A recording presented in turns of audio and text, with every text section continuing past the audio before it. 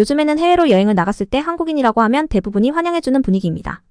이처럼 한국인이라는 이유만으로 호감을 줄 수 있고 대우받을 수 있는 이유는 우리나라의 국력과 위상이 높아져서일 텐데요. 반면 국력이 약한 나라의 사람들은 해외를 나갔을 때 무시를 받는 일도 허다하다고 합니다.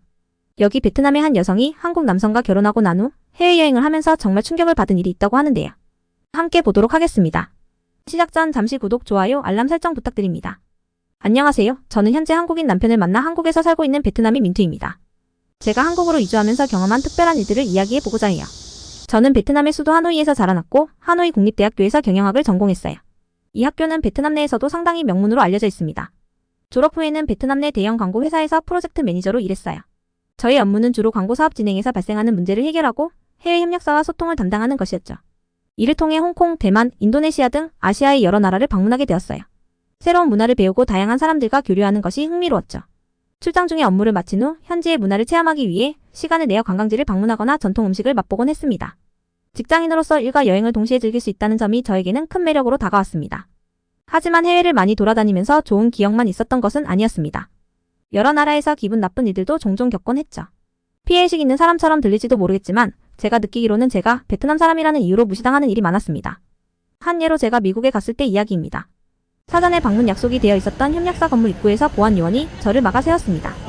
저를 위아래로 훑어보더니 청소 왔어요? 라고 묻더군요. 제가 분명 정장을 입고 서류 가방을 들고 있었는데 그런 질문을 받은 것이 너무 당황스럽고 기분이 나빴습니다. 그래서 저는 베트남 호사에서 온 직원입니다. 라고 말했지만 그 보안 요원은 우리 회사는 그런 어디 붙어 있는지도 모르는 나라의 회사와 협력하지 않을 텐데요? 라며 비웃었습니다. 그 사람의 무례한 언행에 일침을 놓고 싶었지만 말이 떨어지지 않았고 눈물이 핑 돌았던 순간이 기억나네요. 더 충격적인 일은 독일의 베를린에서 겪었습니다. 유명한 베를린 장벽 기념관을 보러 가던 길이었고 휴대폰을 보며 길을 찾고 있었습니다. 그런데 갑자기 옆으로 지나가던 한 행인이 제가 들고 있던 지갑을 소매치기 해버린 겁니다.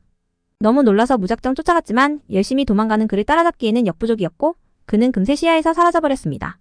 너무 당황스러워 어찌할 바를 몰랐지만 주변 사람들은 그저 지나칠 뿐 아무도 도와주지 않았습니다. 정신을 차리고 근처 경찰서에 신고하러 갔는데 그곳에서도 더 황당한 일을 겪게 되었어요. 경찰관에게 조금 전 어떤 남자가 제 지갑을 훔쳐갔다고 이야기했더니 눈이 매우 부리부리한 경찰관이 저를 빤히 쳐다보면서 어느 나라에서 왔냐고 물었습니다. 제가 베트남에서 왔습니다. 라고 대답하자 그 경찰관은 여기선 소매치기 같은 일이 자주 일어나요. 자기 물건을 잘 간수 못하면 이렇게 된다고. 그리고는 잘 모르지만 동남아 쪽 사람 같은데 못 찾으니 포기하라고 하더라고요. 그러면서 지갑에 그리 큰 돈이 있었던 건 아니지 않냐고 물었어요. 울컥한 제가 따지자 옆에 있던 다른 경찰관까지 가세하며 자기들이 한가한 줄 아냐면서 그런 좀도둑을 잡아줄 시간 없으니 돌아가라고 거의 쫓겨나듯 경찰서에서 나왔습니다. 다행히 여권은 숙소에 두고 나왔던 터라 그나마 괜찮았지만 지갑 안에는 직업 특성상 중요한 명함들이 들어있었어요. 최근에 받았던 명함들 속 연락처들은 미리 저장해두지 못한 상태라 결국 중요한 연락들을 제때 취하지 못해 곤혹을 치렀던 기억이 있어요. 그렇다고 해외 출장마다 이런 나쁜 일들만 있었던 건 아닙니다. 사실 해외 출장 중에 지금의 남편을 만났거든요. 3년 전쯤 인도네시아에 있는 지사에 갔을 때입니다.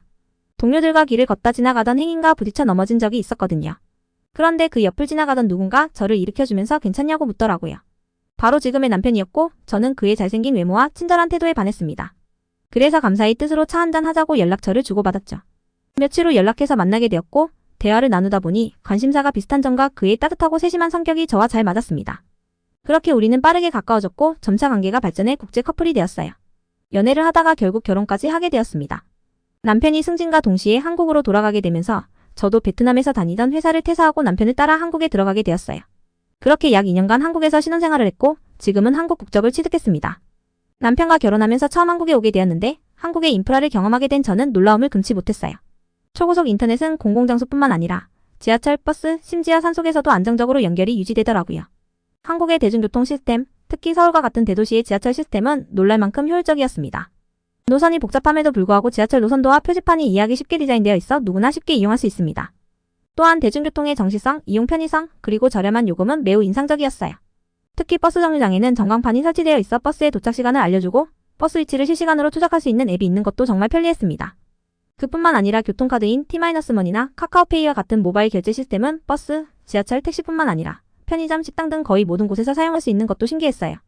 이렇게 편리한 결제 시스템들이 외국인인 제가 한국 생활에 빨리 적응하는 데 더 도움이 되었어요. 어느덧 저희는 여름 휴가 기간을 맞게 되었고 남편은 해외여행을 가자고 했습니다. 남편은 여행을 좋아해서 여러 나라를 가본 적이 있지만 유럽은 가본 적이 없다고 아내가 생기면 꼭 같이 유럽을 가보고 싶다고 했습니다. 특히 남편이 자동차 산업에 종사하고 있었던 터라 세계적인 자동차 제조업체의 본거지인 독일을 여행해보고 싶다고 했어요. 저는 남편이 원하는 것은 대부분 들어주고 싶었지만 예전에 독일에서 겪었던 불쾌한 기억이 떠올라 솔직하게 가기 싫다고 말했습니다. 남편에게 그날 독일에서 겪은 일들을 이야기하며 독일뿐만 아니라 여러 해외 출장에서 종종 무시당했던 일들을 털어놓았습니다. 남편은 믿기 어렵다는 반응을 보이더군요. 자기는 다른 나라에서 그런 대접을 받아본 적이 없었다며 한국에서 왔다고 하면 다들 반겨줬다고 했습니다. 그러면서 이번에는 자기가 곁에 있으니 걱정하지 말고 함께 가자고 했어요. 자기가 꼭 지켜주겠다고 했죠. 결국 저는 남편을 믿고 독일 여행길에 오르게 되었습니다. 결혼 후 바쁘게 살면서 자주 가던 해외도 오랜만에 가게 되니 긴장도 되고 설렘도 느껴졌습니다.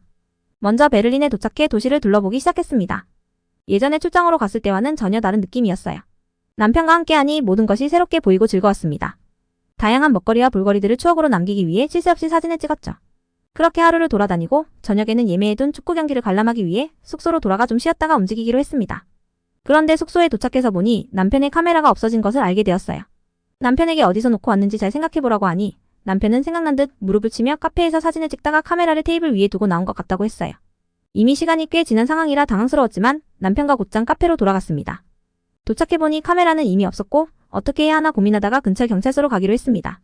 경찰서에 도착했을 때 남편에게 급한 업무 전화가 와서 남편이 통화하는 사이 저는 카메라를 빨리 찾아야 한다는 생각에 곧장 경찰관에게 상황을 설명했어요. 담당 경찰관이 올 거라며 잠시 기다리라고 하더니 잠시 후 한 경찰관이 들어왔습니다. 그런데 그 경찰관이 예전에 저를 괄시한 적이 있던 그 경찰관이 아니겠어요? 저는 그를 알아봤지만 그는 저를 기억하지 못하는 것 같았습니다. 그 경찰관은 어느 나라에서 왔냐고 물었고 저는 자연스럽게 한국에서 왔다고 대답했습니다. 그러자 경찰관은 태도가 갑자기 바뀌며 아 그러시냐? 많이 놀라셨겠어요. 카메라를 어디에 두고 내렸는지 기억하시냐? 며 여러 가지를 정성껏 물어보며 응대해 주더군요. 순간 그가 예전에 보였던 태도와는 너무 다른 모습에 놀랐지만 잃어버린 카메라를 찾아야 한다는 생각에 집중해서 질문에 대답했죠. 그 경찰관은 지금 당장 주변 순찰 중인 경찰관들에게 연락을 돌려서 카페 근처를 수색해보라고 했고 카페 직원들에게도 연락해보겠다며 잠시 여기 앉아서 기다리라고 친절히 말해 주었습니다. 예전에 제가 지갑을 날치기 당했을 당시 베트남 사람이라고 했을 때와는 너무 다른 모습으로 저를 대하는 그 경찰관의 모습에 정말 놀랐습니다. 남편은 곧 통화를 마치고 돌아왔고 그때 마침 10분도 채 지나지 않아 카메라를 찾았다는 연락이 왔습니다. 경찰관은 자신이 요즘 한국 음식과 한국 드라마에 매우 빠져있다고 말했습니다. 자기 딸도 한국으로 유학 가기 위해 준비 중이라면서 한국 사람에게 도움을 줄 수 있어서 너무 영광이었다고 기뻐했어요. 심지어 딸에게 오늘 일을 이야기하면서 보여주고 싶다며 같이 사진도 찍자고 하더군요. 마치 연예인이 된 듯한 기분이었어요. 나중에 한국 사람들에게 이렇게까지 호감을 가지는 이유가 궁금해서 인터넷으로 찾아봤습니다. 알고 보니 독일 중학교 교과서에는 한국의 대중문화, 특히 K-팝과 K-드라마와 관련한 내용이 실렸고 이외에도 한국 패션이나 한국 음식 등의 한류 문화에 대한 관심이 증가하면서 독일인들에게 미치는 한국의 영향력이 엄청나다는 것을 알게 되었어요. 또 그 경찰관 딸이 한국 유학을 준비하는 것처럼 한국행 유학비자 신청자가 급증하고 한국차 인기도 높아서 투싼, 코나, 스포티지, i30는 없어서 못 팔 정도라고 하더라고요. 한국인 관광객들도 많이 다녀가면서 관광 수입도 크게 증가하고 있다는 사실을 알게 되었습니다. 이 경험 외에도 여름 휴가 때 베트남을 짧게 다녀왔었는데 저녁을 먹기 위해 음식점에 들어갔었어요. 남편이 한국말을 하자 여고생들로 보이는 학생들이 여러 명 오더니 한국 사람이냐고 물으며 본인들은 BTS 팬이고 한국 문화에 관심이 많다고 하며 말을 걸어왔습니다. 식당에서도 한국인들은 매너가 좋고 친절해서 오면 너무 반갑다고 서비스를 주더라고요. 저는 한국인 남편과 함께 살게 되면서 하루하루 행복한 생활을 보내고 있습니다. 어딜 가더라도 더 이상 무시받는 일 없이 오히려 환영받으니까요. 원래 한국인 분들은 익숙할지 모르겠지만 저에게는 정말 놀라운 일이라 항상 남편에게 고마운 마음을 가지게 되었습니다. 이상으로 사연을 제보해주신 민투씨의 이야기를 마치겠습니다. 한국인들이 해외 각지에서 환영받는다는 이야기를 들으니 정말 뿌듯하면서도 한국인임이 자랑스럽게 느껴집니다. 오늘의 사연이 마음에 드셨나요? 오늘도 바쁜 일상에 치여 힘드셨겠지만 어느 때보다도 즐거운 하루 되시길 바랍니다.